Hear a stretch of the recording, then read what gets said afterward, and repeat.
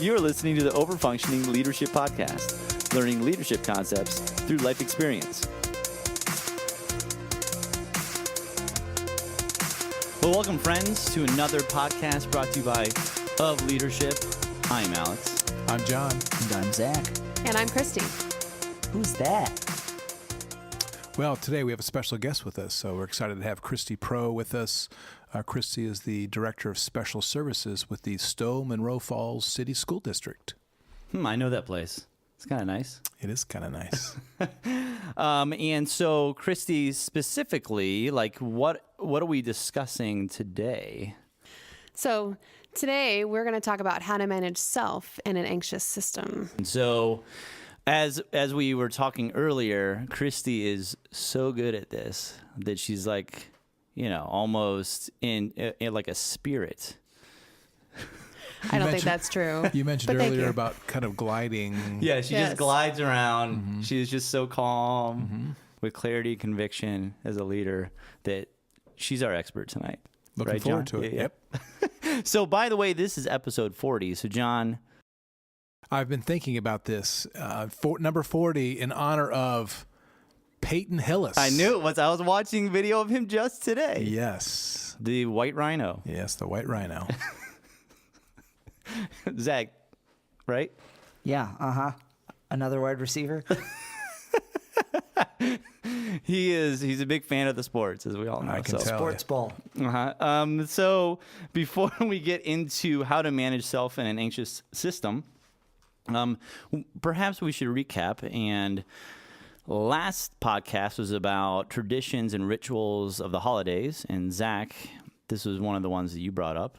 I mean, this was one of our favorite types of episodes to talk about, where we just take something and we just sort of, what's that expression? Chew the cud? Is that a thing? Spitball? I don't know. Rumination. Chewing the cud. Yeah, chewing the cud. And so we just sort of talked about what traditions have meant to us. That's what our fables were about. And then we just sort of talked through, well, what's the importance of having those sorts of traditions and rituals and those types of events and structures in place for leaders. And so listening to it again, I thought it was a good way to sit back and just sort of reflect on how I was formed in my family system, and in the same way, oh, Alex, you and your shifty eyes, and just the different ways in which leaders can create those similar sort of structures, whether it's in the home or in the business sphere. I remember thinking of the title. We actually heard the title live, and I thought, this is going to be lame. So as you look at the title and you think this is one to skip, I invite you to listen. I think it was pretty awesome. Yep. Says the people who recorded it. That's right. We're pretty awesome is what I meant to say. We're great. So we can all gain insight into how you guys all think because you've revealed your family traditions. Is that what I can look forward to? Yeah. Yeah. So it took a dark turn at the end. We talked about deaths in the families and how that shaped traditions, and it was interesting. Yeah. Yeah. So that is going to lead us then into the fable section, which Kristie is going to do. So go ahead and grab those little mitten boots for your dogs, strap them on there, and get ready for fable time. All right. Thanks for having me tonight. I'm really excited to be here. I was thinking about what I was going to talk about for the fable, and was really, how did I kind of get here and get to where I'm at, and why am I constantly working in an anxious system? And so I kind of went back to the beginning, and my background is as a school psychologist. And when I went to graduate school, you have stars in your eyes and you haven't been in the brick and mortar school. So I thought, I'm going to test kids. I'm going to gather data. I'm going to work with people, and we're going to make plans, and everything's going to be great, and everybody's going to love what you do, and you're going to be able to help kids. And then I walked into my first school building and thought, oh no, everybody here is really anxious. And at the time I didn't have the right terminology for it, but you see that, people are really anxious. And I spent a lot of time trying to figure out why, and then how can I work within that system. So you have parents, and it's their child, and you need to understand that they know their kids are different. And they know that they want something different for them, but they don't know what it is because they're not necessarily educators. And then they look on the internet. And then you have your educators, and the rules are changing all the time, and the workload has changed, and education as a whole has shifted. So they're anxious. So you have this collision of these anxious systems by the time you get into a meeting. And then I would step in and try to come to some sort of a resolution, and just how do you listen to people and make them heard. And a lot of times if I'm in a meeting I've been in meetings with you, sometimes you'll see me, I sit there and I listen for a long time before I talk, because I want to hear what everybody's thinking, and then really try to digest, what people really want. Why are they anxious? How can I help to calm that system? And so you very rarely see me get overly excited in a meeting. One of the things that John and I met today, we talked about injecting humor at the right points. So that's a tactic that I frequently use. But it seemed to be something that I did really early on in my career. So stepping out of that role and then into administration was kind of an easier transition, I think, for me, because that was one of the things that I did a lot in my last role. And that's kind of almost what I solely do now.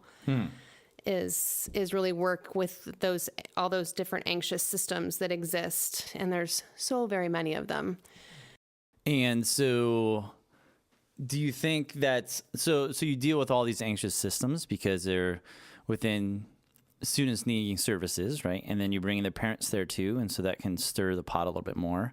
Is that I'm just trying to comparatively give that to another type of system that would be similar to that. I'm just trying to think. Anytime, is that so different from somebody who doesn't need services? I wonder in some cases. Whether it's just a kid. Right. Well, and I think parents always want to advocate for their children. Of course, so yeah. whether or not they have a disability, or whether or not they're upset that their math grade was lower than they thought it should be, I think it's still the same thing. But there is definitely a heightened, as opposed to, let's say you were in a business.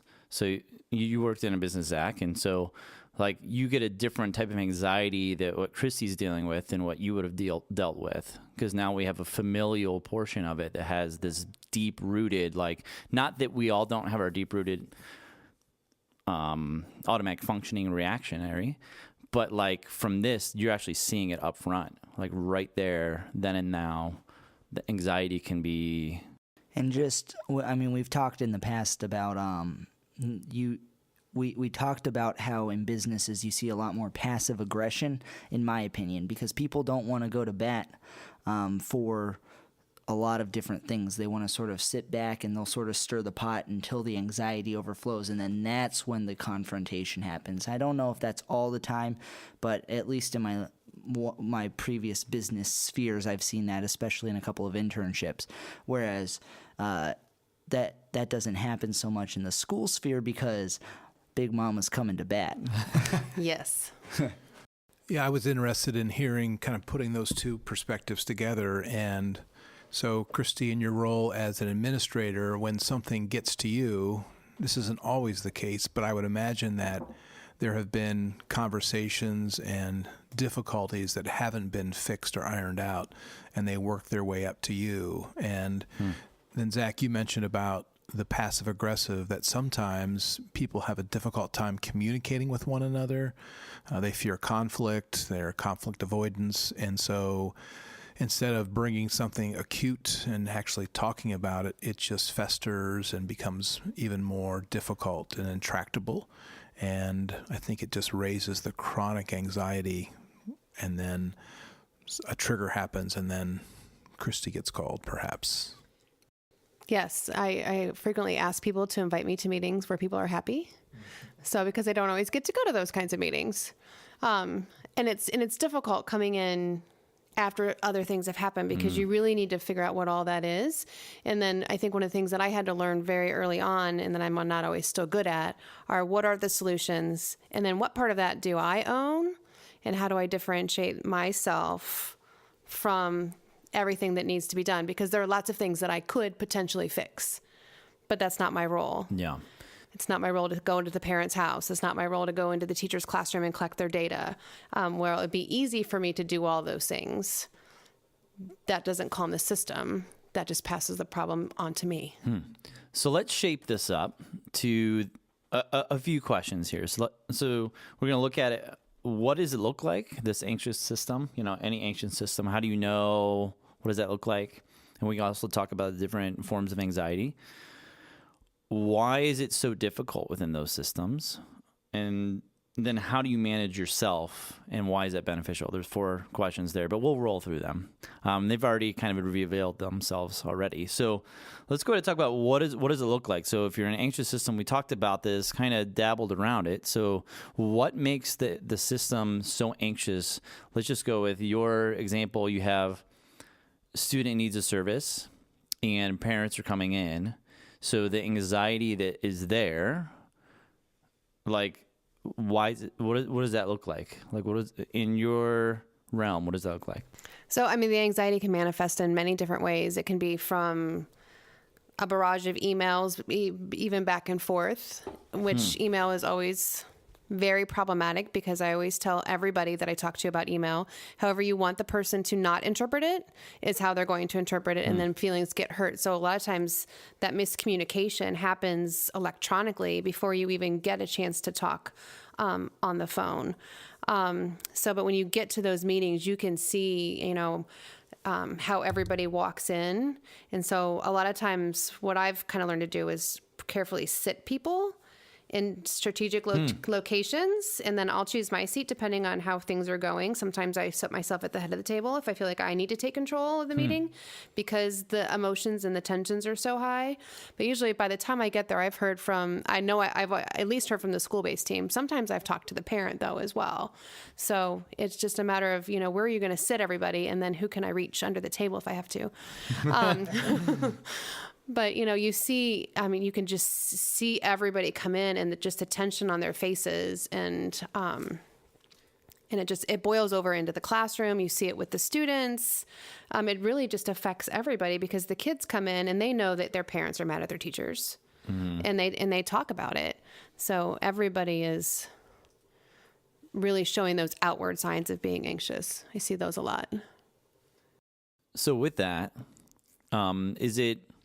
it sounds like to me that they're already coming with the agenda in mind when they come to these meetings. Yes? A lot of times, yes. Like they already have the outcome that they're looking for without talking. I mean, even though it's been through email, it's almost like a hard fixed, this is what's going to happen. This is what I'm focusing on. Yeah, very frequently. And that's why it's important to let them talk, because the more that they feel like you're hearing them, then you can start to see some of that tension go down. And then really you have to listen and hear what they're saying. And a lot of times you can digest it down to, sometimes it's just simple communication. That's really all they want. So then how do you set up those communication systems? And then we'll formalize that onto a legal document so that everybody knows what it is. Everybody has the same expectations. Sometimes it's because they feel like their child isn't getting what they need.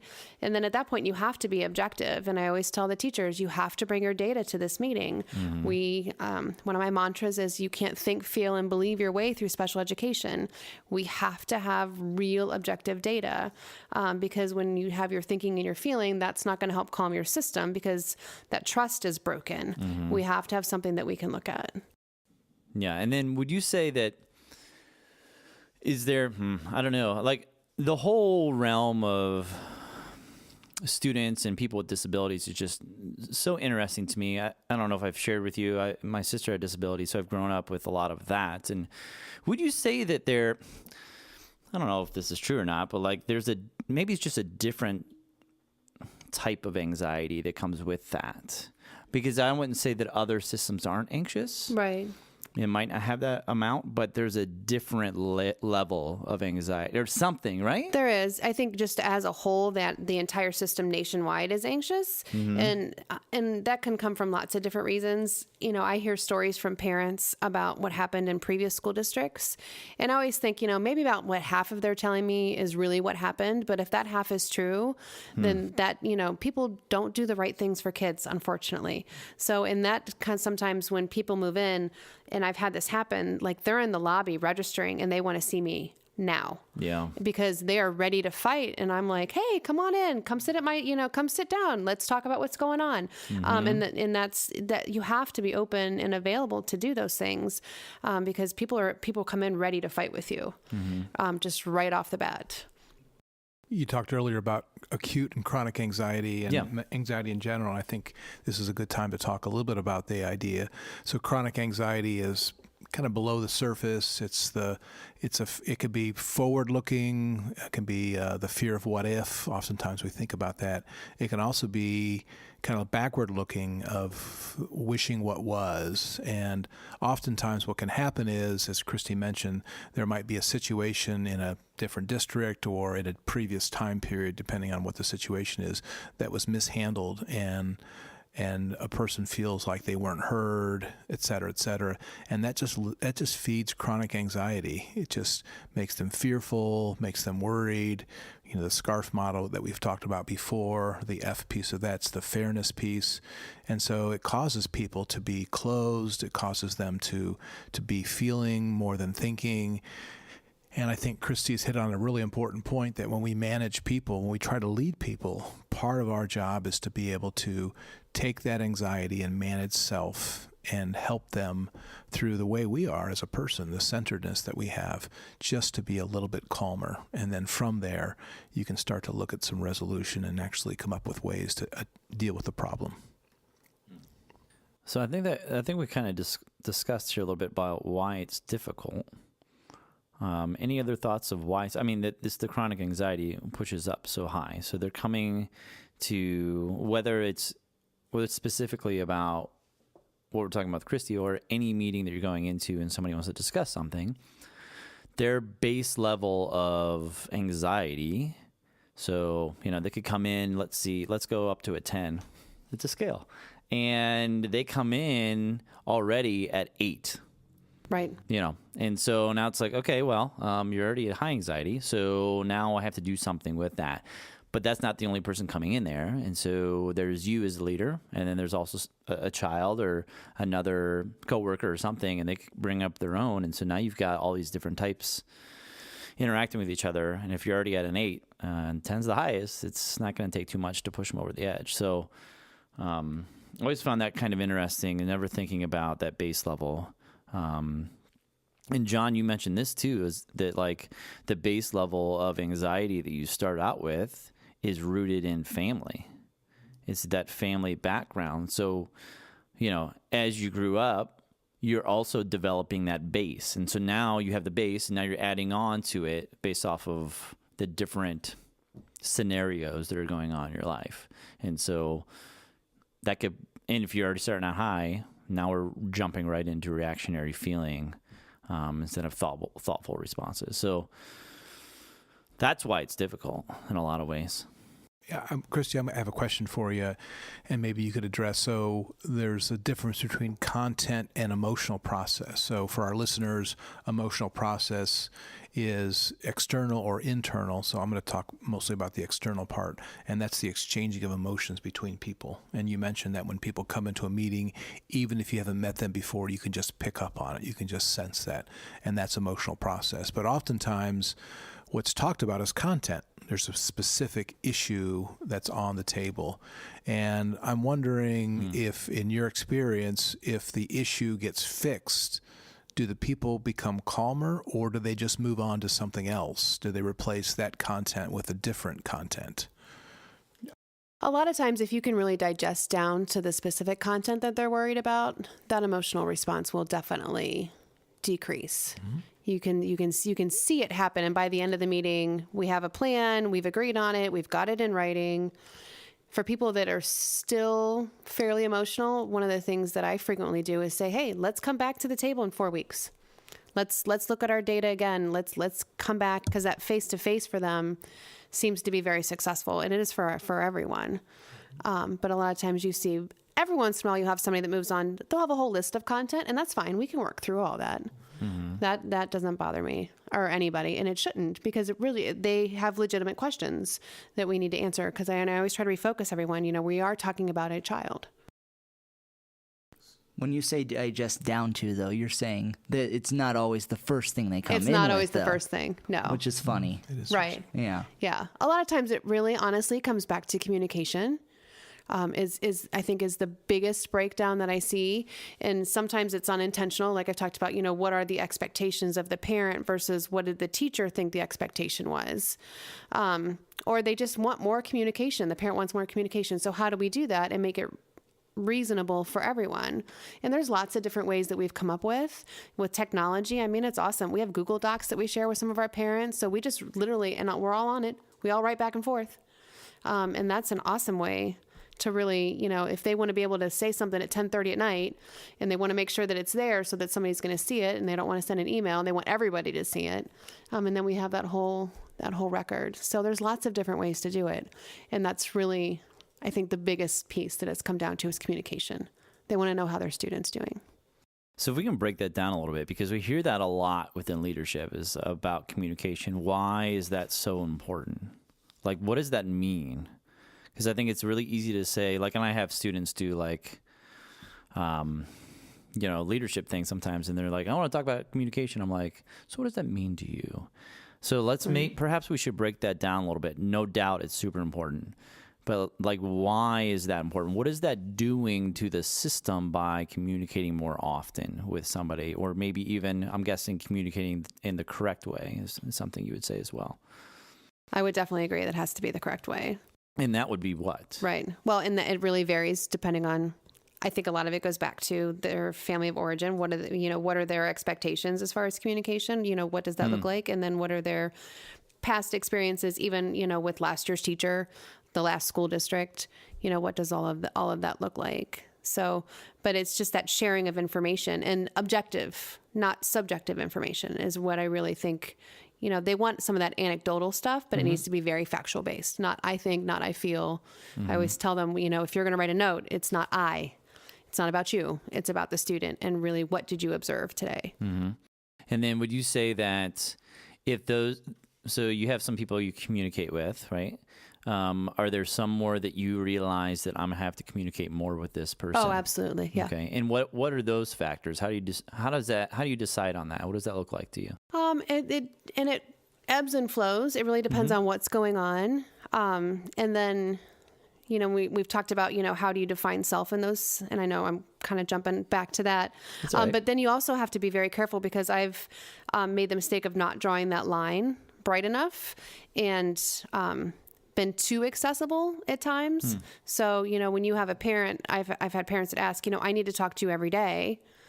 Well, you don't need to talk to me every day. I don't have the answers. I'm not in the building. Now, if we need to set up communication with your teacher every day, then we can do that. But I haven't always been good at that. And then that tends to be overwhelming. And then that makes me anxious. Yeah. Because then it's added responsibility. Is there a reason why? What's the reason why for more communication? I think it's if we've made a mistake, if there's been some sort of an error, some sort of a wrong, or the perceived error or wrong, until you can get them calm enough and building that trust. It's really about building trust. Yeah, because it seems to me that the chronic anxiety gets to a point where it gets higher and higher, and then the communication, so they go together, do you think? If there's more chronic anxiety, the more communication you need for that with that person? I would say yes. Okay. Yeah, that's 100%. That's a great question about if I can, in a situation like that, allow that person to have some sense of certainty and a resolution path forward, then, I'm good, or I just need to. So it's interesting that when a person's asking to receive daily updates, that would indicate a high level of chronic anxiety in general. Mm-hmm. And, communicating with them about that, about rational world policies and procedures, I think then can help them be calmer, and then they just need less communication. Mm-hmm. Yeah. It's true. So managing yourself within that looks like what? So we're in a system now where somebody is desiring more communication with you. How do you manage yourself that way? What does that look like? And that's the hard part. Yeah. And when it has been for me, because, again, my family of origin, and I was the fixer, go in and hop in. And that was one of the things that John's helped me to really kind of work through.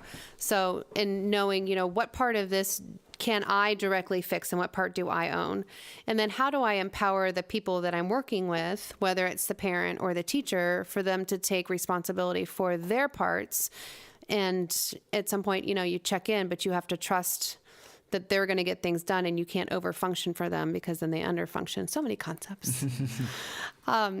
So, that's honestly been the hardest part, because it's easy for me as with my background being a school psychologist, if we have a question about an ability, previously I would be like, oh, well, I'll come over and I'll grab them and I'll run that math subtest. I know it's going to take me, 25 minutes, and then I'll write up the scores. And then, but we have a school psychologist in the building. I don't need to go do that.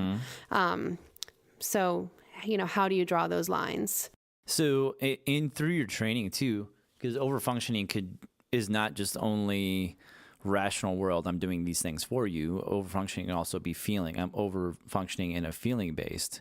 So Right. through your training, does, of the people that I've met who are counselors or the like, right? They seem to be trained in a way to not overfeel for people. Is that true or not? Or where does that fit in?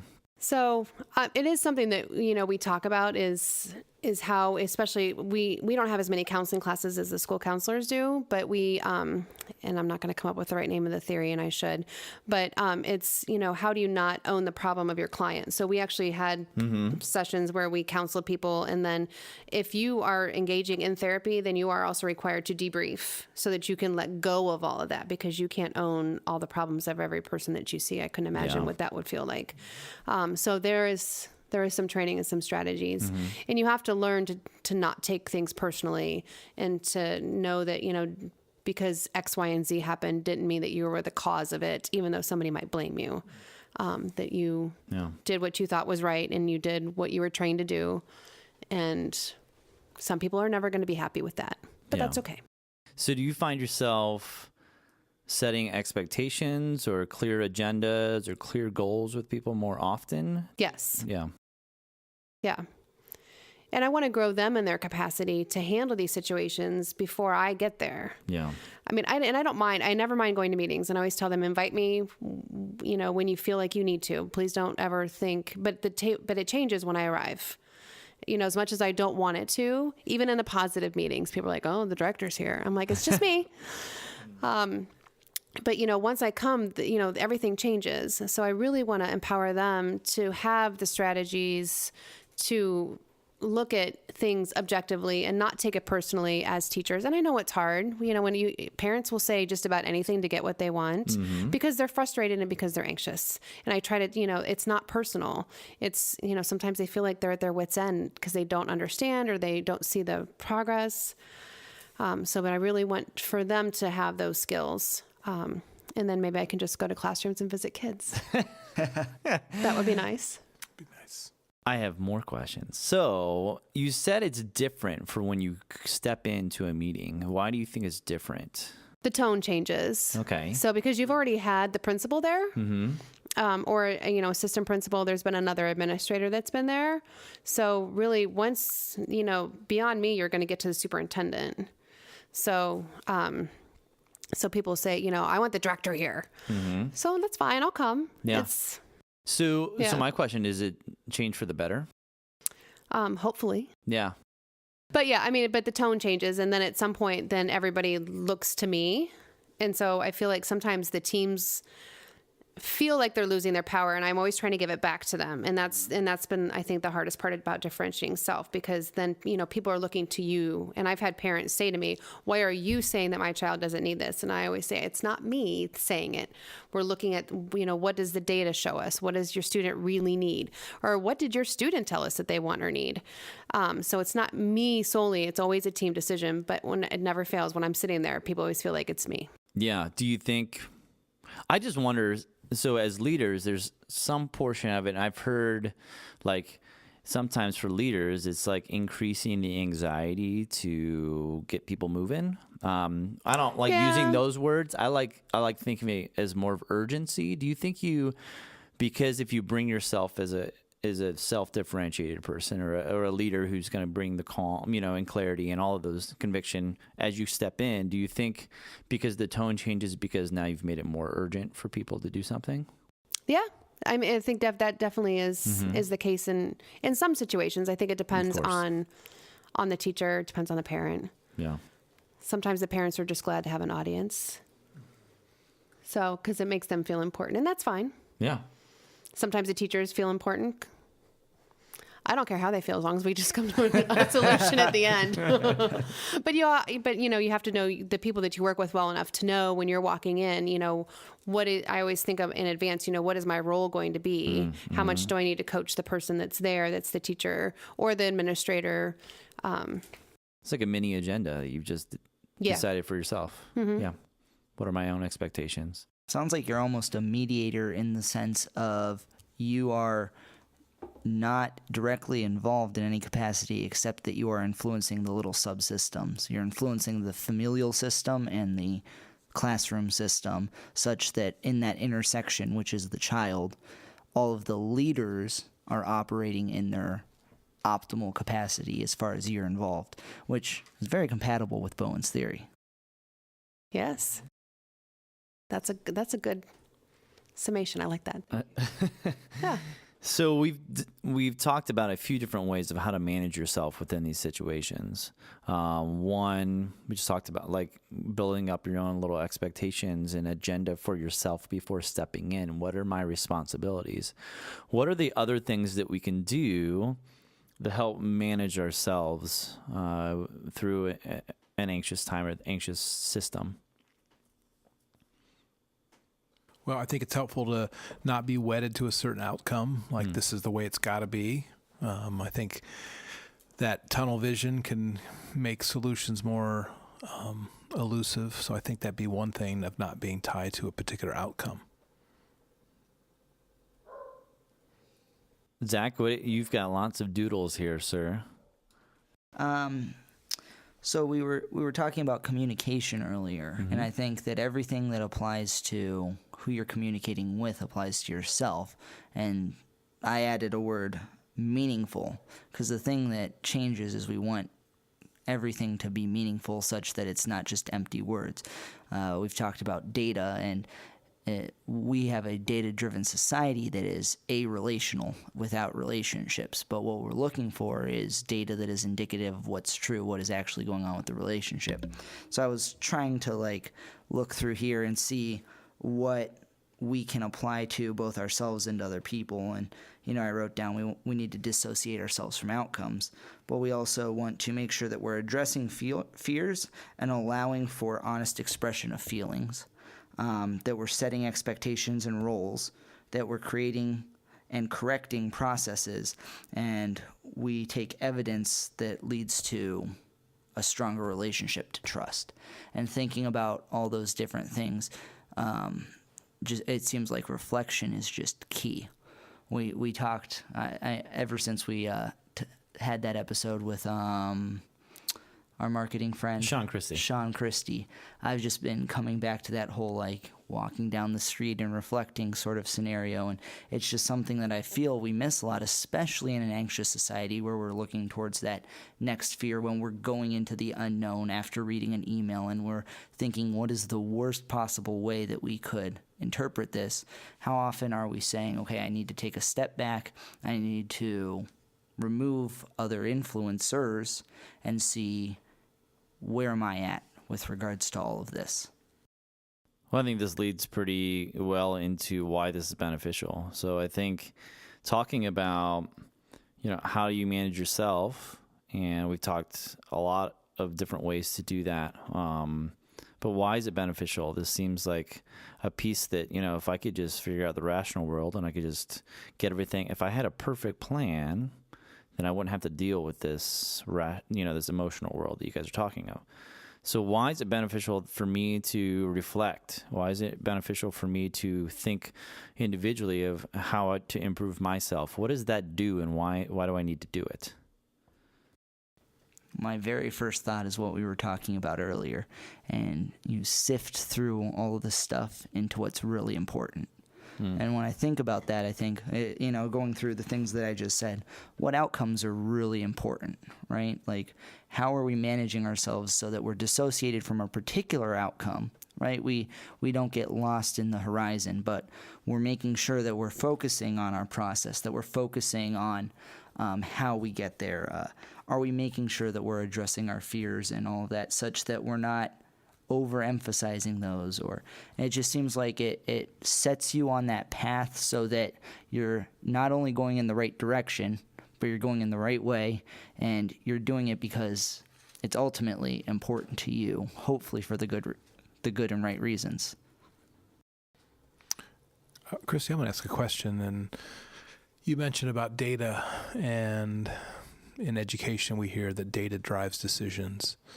And Ed Friedman in Failure of Nerve talks about imbibing of data, and he even calls data addicting, almost like alcohol, where leaders can't get enough of it. And his belief is that sometimes we avoid making tough decisions because we just keep getting more and more and more data. I'm wondering, how you use data in what you do, is there a sense where there's conflicting data? Is there a sense where data is actually delaying somebody from taking a stand?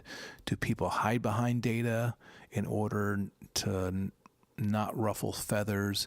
I'll be honest with you, I've never quite understood Friedman's perspective on that, but I'm wondering if you see truth in any of that. I think you absolutely can get lost in the data. And we've had cases where we do have conflicting data because there's different theories of psychology, especially when it comes to measuring cognitive ability, measuring reading. There's very discrete skills in reading. And depending on how your test is set up, you can get very different results, which is challenging, especially for a lot of our parents. You know, in the school psych community, we always joke there's one specific reading test, and maybe it's not a joke, but we do, because we're all type A and we have twisted senses of humor. But if we want a kid to have a reading disability, there's one test that you can pull out and you can give any student, and I could probably make anybody have a reading disability. But do they really? And the answer is probably no in some of those cases. But I know people that do those kinds of things, which again leads to mistrust. But I think the thing that's beneficial about special education is we have very specific goals and objectives for our students that are on their IEPs, and that's the data that we look at. So when we talk about a free, appropriate public education, and we need to make sure that they're making progress on their goals and objectives and in the general education curriculum, but mostly on the goals and objectives is really where the legal part comes from, and where we have I would say most of our discussions really lie in those areas. So those are very discrete points. And then so if the goal says that you're going to have, 3 out of 4 trials, then we've got 4 trials per quarter. So that's only 12 data points. So you don't really have anything else besides that. So that, I think that does make it, it's easier to not get lost in the data, as opposed to looking at like the data for our school district.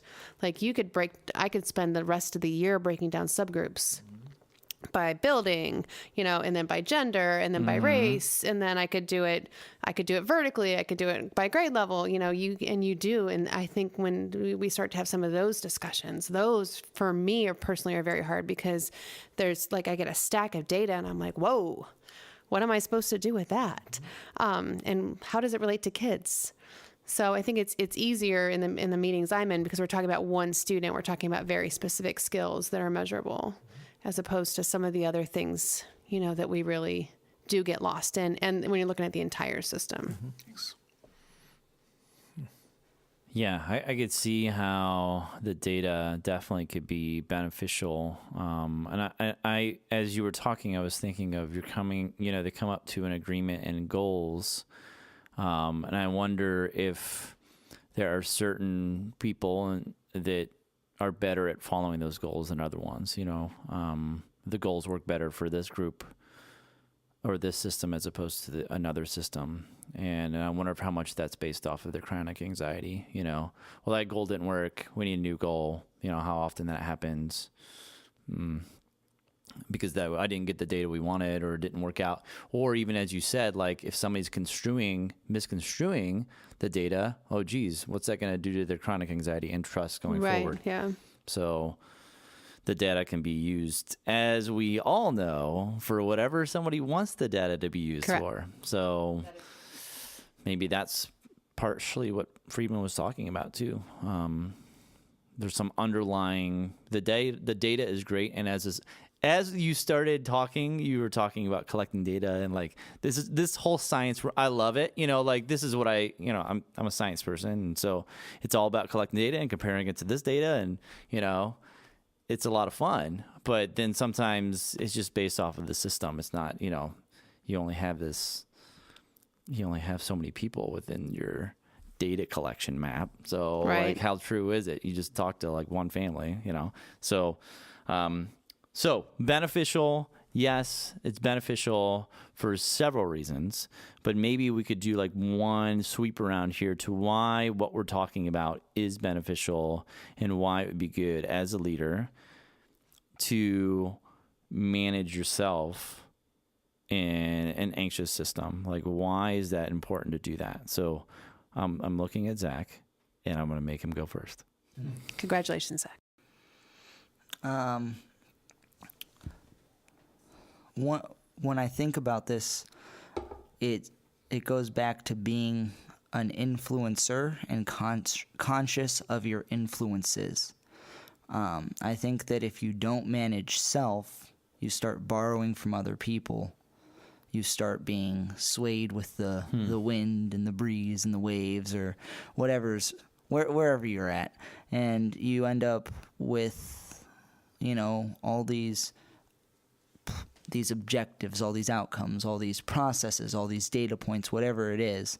And you end up losing focus of how you're going to do what you need to do so that it's in line with your convictions, your beliefs, and then you can be an influencer. We talk a lot. We've talked before, I think, and it's an interesting thought. People say, I want the director in here, right? Because the director is going to make changes. The director, there's that label there that associates change. But we've talked in the past about how you are asked into places because you're going to do things. If you're not good at influencing, people don't want you around.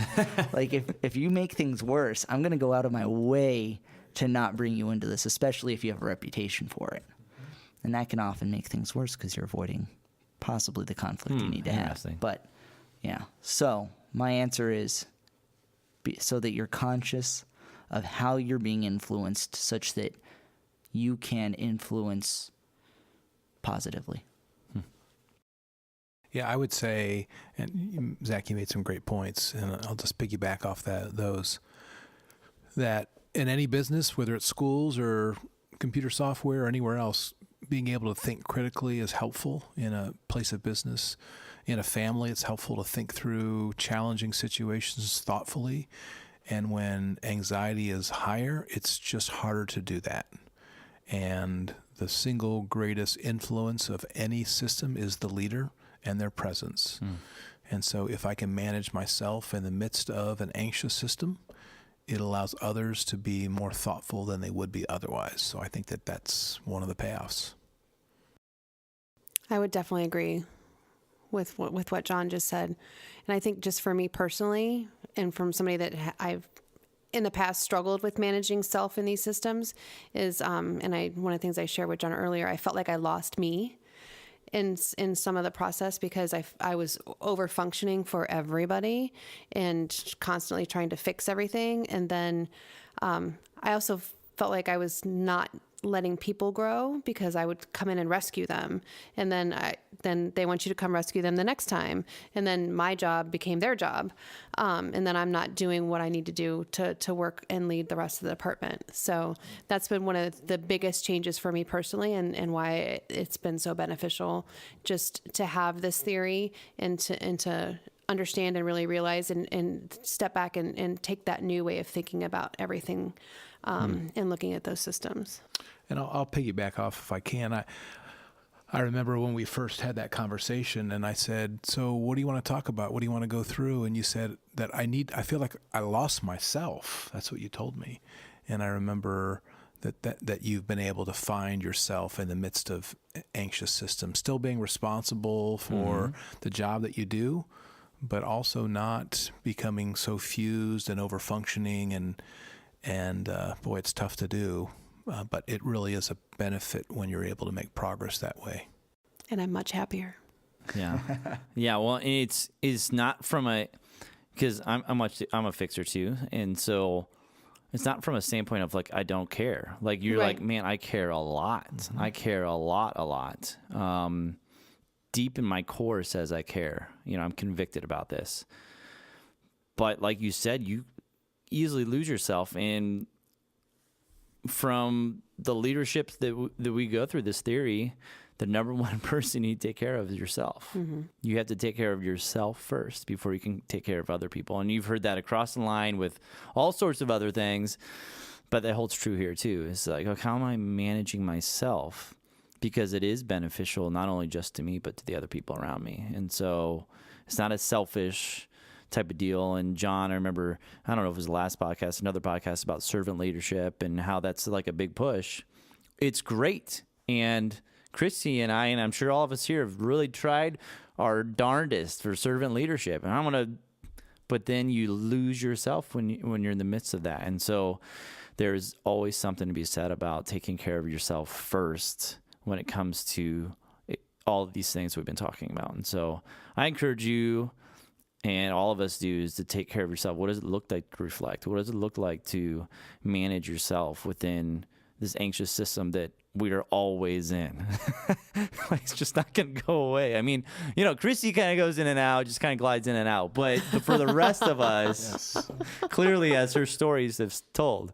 But yeah, so I think that's pretty good. Any other final words? Anybody? I think it's been enjoyable. Thanks for coming on, Kristie. Thank you very much for having me. I enjoyed being here. Thanks.